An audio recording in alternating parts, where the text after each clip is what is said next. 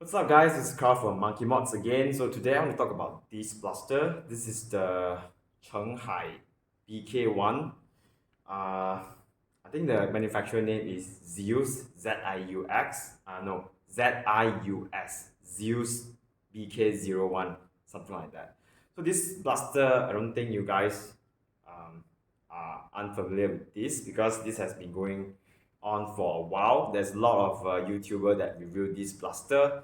So today I just want to make a really quick take and my opinion on what I think about this blaster. So this blaster is battery powered automated springers, and it is somewhat reasonably priced on the hindsight, because this thing is like what, 120 USD, 110 USD, can't remember.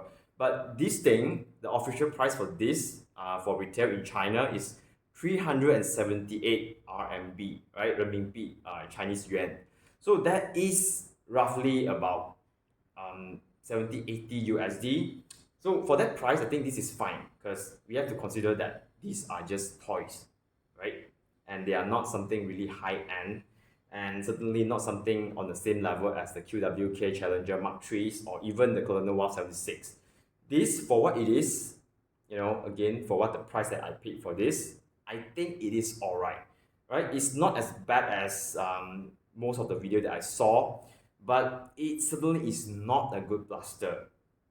Alright, again, this is just my personal opinion. Right, first off, let's just go over the exterior of the blaster. Now, obviously, this is a very familiar look, right? Paired with this straight magazine, this is a ARP9 type of a blaster. Has a really distinctive M4 look with the straight 9mm magazine. So yeah, I can see why this blaster is popular because of how it looks, right? I mean, a lot of people like this type of a blaster, but I'm not personally not really big fans of it. But yeah, now the most of the shell, the exterior shell is made of plastics. I'm not really sure if it's ABS or just some recycled plastic, but it doesn't feel that bad. I mean, in hand, yeah, it is plastic, but then it is not the really bad type of a plastic, and it does come with adjustable stock. Now, when it's out of the box, you do have to assemble it minimally. Just basically just thread and install the buttstock, and then you're good to go.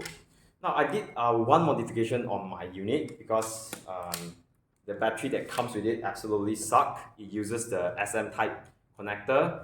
So I go ahead and just rewire it with the XT30 so I can use my own XT30 LiPo. Still 7.4 volt battery though. That's one thing. You can't actually upvolt this blaster. If you do it, the system will just go haywire. It won't fire properly. It will just go full auto all the time, and then it just won't fire properly. Yeah. So let me just go ahead and install the battery. Right. Most of the M4 buffer tube type battery should fit nicely. Right. Put the buttstock back in. Right. It's good that the buttstock is adjustable. That's nice. And let's talk about this very funny jam door. This jam door is so small. It's not even, I don't think I can say that this is actually functional, because you just open it and then yeah, you just have this really small windows that does jack shit. Can't really do anything about it. You probably can see something in there, but you're not going to be able to do anything about it. Yeah, so that's one thing. And the rest is just really standard. The barrel is actually a faux barrel. It's not a real barrel. The real barrel is actually just really short, right? But I don't really care about upgrading it. There are upgrade options for it, but I don't really care because I'm not really interested with this blaster. I just buy this to see what it's like, and then I can do a video like this to show you guys what I think about it. Right, that's pretty much it on the front part.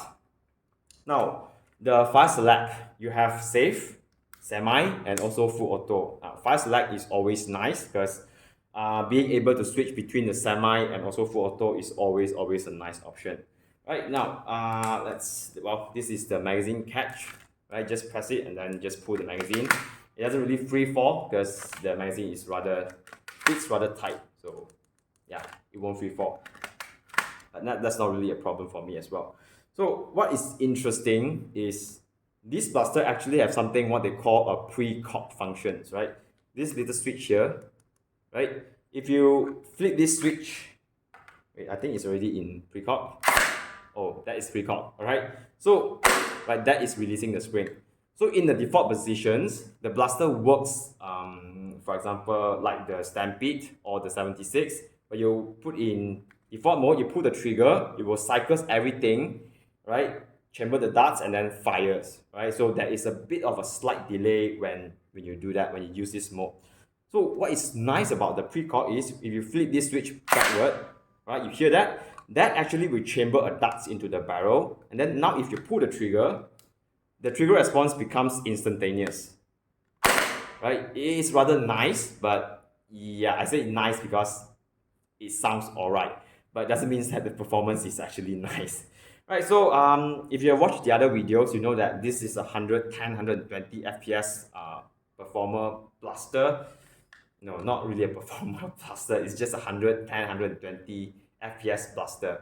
Not exactly a good performance, but yeah, it is what it is. If you buy it and then you just use it as this, I think you'll be fine. So that's pretty much it about the blaster. Right now, I also heard a lot of people blowing up the fuse and stuff. Touch wood, hasn't happened to me yet. I still haven't replaced a single fuse yet. But I did have a few bad jams, and I don't have the jam rod right now, but yes, they did include a jam rod, a rather tiny one. Right, so now before I start to fire this blaster, I want to talk about the biggest issue with this blaster, which is that it always jams, right? So why does it always jams? It's actually rather simple.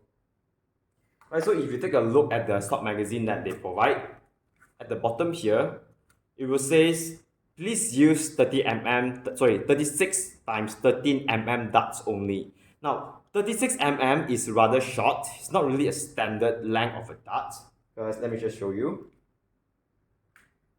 Right, so this is the darts they provide out of the box, and this is the 36 mm darts, the length. I have a vernier caliper. Oops, sorry about that. I have a vernier calipers here, and I'll show you. 35.8 something mm, so it's roughly 36 mm. Now if you stick with this length of a dart, you will be okay most of the time, right? You won't even jam that much. Actually, in my test, it barely jam at all using this length of a dart. Now the problem comes when you use darts that is beyond 36.23 mm. So for example, if you tried using the very popular darts from the dart zones, this is the striker darts, the ruby darts or something. Now, how long is this? Let's see. It's 38 mm, right? If you use this dart, it will jam your BK1 for sure without any doubt. It will jam for sure. Do not even try it. It will just jam your blaster, your BK1 blaster. So do not use these darts. Basically, any darts from the Dart Zone series. They are just not a really good length of dart for this BK1 blaster. So what darts do I use to test? Right, so I have three darts here, the Worker Gen 3, the Worker Gen 2, and also the Worker Gen 2 high-end, the bamboo darts. So what are their lengths? Let's see. The bamboo darts, about 36.5 mm. Not very safe, but probably will be alright using on the BK1. But you're gonna have to expect that it will jam at some point, because again, not all the darts are made the same. They are not exactly the same darts every time, so you have to be really careful. Right, and next up, the Worker Gen 3, the purple darts, 36.3 mm, which is fine for the BK1. It will work alright. Right, but then again, you have to be really careful, like what I said just now.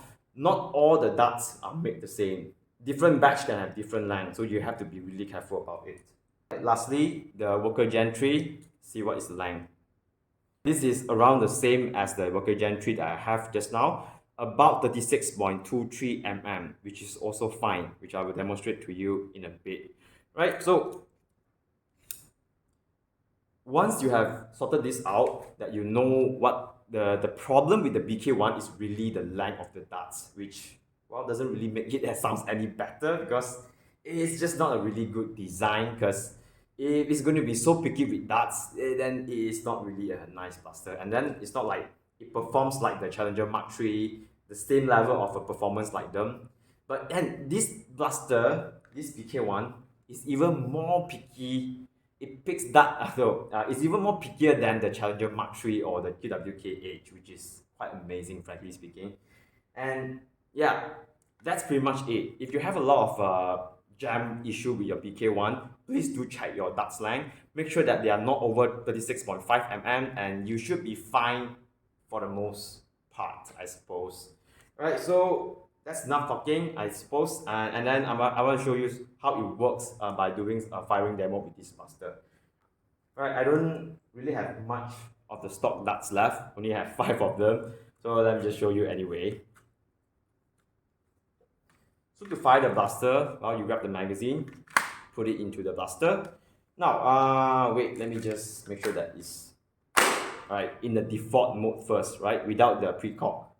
So I'm going to insert the magazine, right, and then I'm going to flip the fire select to semi, right, and then I'm just going to fire like this.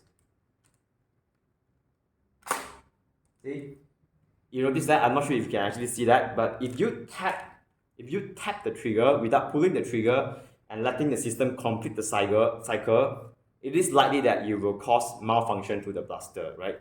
So in the semi firing mode, make sure that you pull and hold the trigger until the cycle completes. Yeah.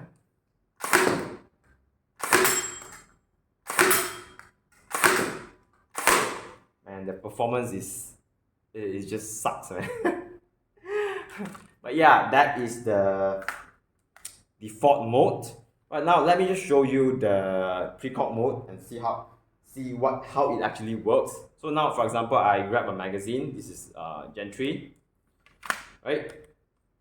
I'm going to put it in the precock mode. You can hear that. I think it jammed already. Right, almost. Right, I think it's gonna jam. Right, but anyway, now the blaster is in precock mode. If I just pull the trigger, it will just fire straight away. Oops, am I? Right, so the trigger is instantaneous now.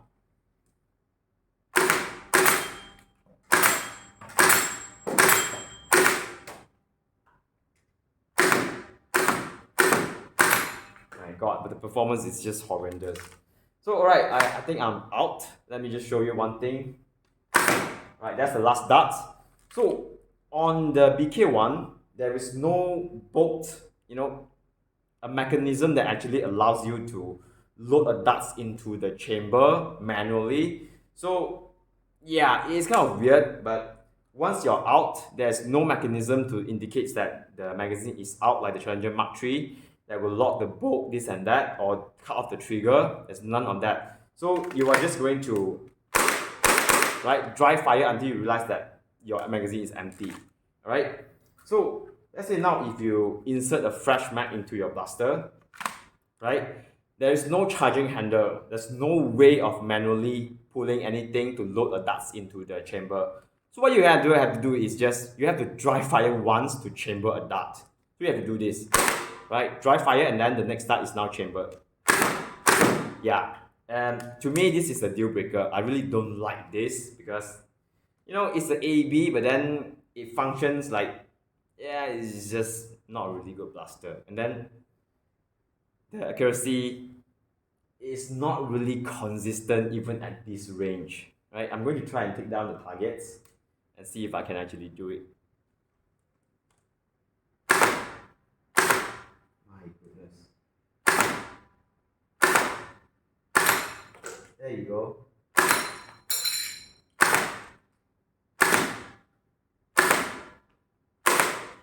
And I'm out. Okay, I couldn't even take down all the 5 targets. But yeah, this is the BK1. Now, do I actually recommend this blaster? No, absolutely no. Especially if you have to pay more than 100 USD for this blaster. It's just not worth it. Just spend your money on something else, or save it up and buy some nicer blaster. For example, the Clernois 76, which is way better than this blaster.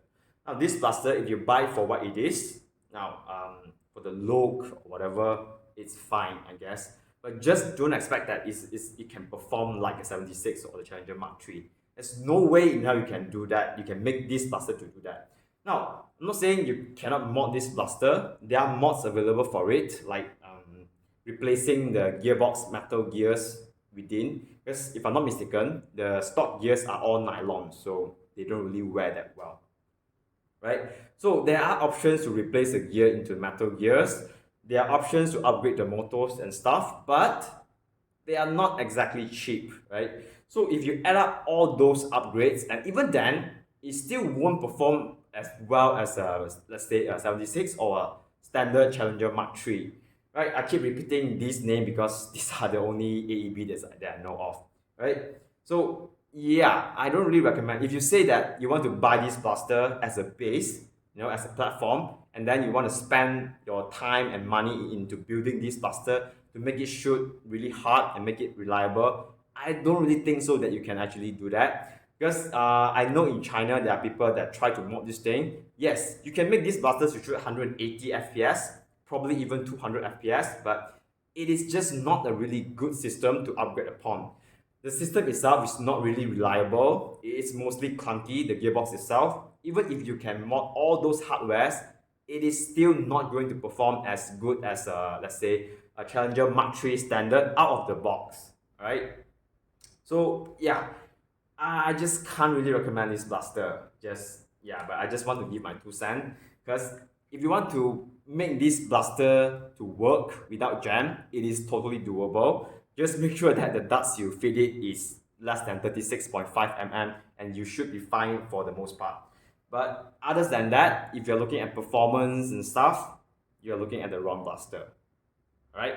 And that's pretty much it. And I just realized I haven't even fired full auto this thing because it is pointless. I don't really see the point of firing this thing full auto because the performance is just going to suck. Alright, and that's pretty much it. And this is my take on the Zeus BK1. Alright, if you have any questions about this blaster, just leave your question in the comment sections. I'll get to you as soon as possible. And thank you very much for watching. I'll see you guys next video.